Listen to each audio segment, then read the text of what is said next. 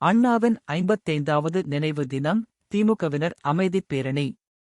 பேரறிஞர் அண்ணாவின் 55வது நினைவு தினத்தை முன்னிட்டு திமுகவினர் கருப்பு சட்டை அணிந்து அமைதிப் பேரணி நடத்தினர். பேரறிஞர் அண்ணாவின் 55வது நினைவு தினத்தை முன்னிட்டு சேப்பாக்கத்தில் உள்ள அரசினர் விடுதி அருகில் இருந்து அண்ணா நினைவிடம் வரை திமுக பொதுச் செயலாளர் துரைமுருகன் தலைமையில் அமைதிப் பேரணி நடைபெற்றது. அமைதிப் பேரணியில் அமைச்சர்கள், சட்டமன்ற மற்றும் நாடாளுமன்ற உறுப்பினர்கள் கலந்து கொண்டனர்.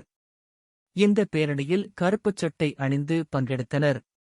பேரணியாக சென்ற திமுக பொருளாளர் டி.ஆர். பாலு, திமுக துணை பொதுச் செயலாளர்கள் அகிராசா எம்.பி., கனிமொழி எம்.பி., அமைச்சர்கள் உதயநிதி ஸ்டாலின், ஐ. Periyasamy, K.N.. Nehru, ஏ.வேலு, MR. K. Panneerselvam, மா. சுப்பிரமணியன், காந்தி, செஞ்சி மஸ்தான், சாமிநாதன், கயல்விழி செல்வராஜ், சி.வே. கணேசன், ராஜகண்ணப்பன் உள்ளிட்டோர் சென்னை மெரினா கடற்கரையில் உள்ள அண்ணாவின் நினைவிடத்திற்கு சென்று மரியாதை செலுத்தினர்.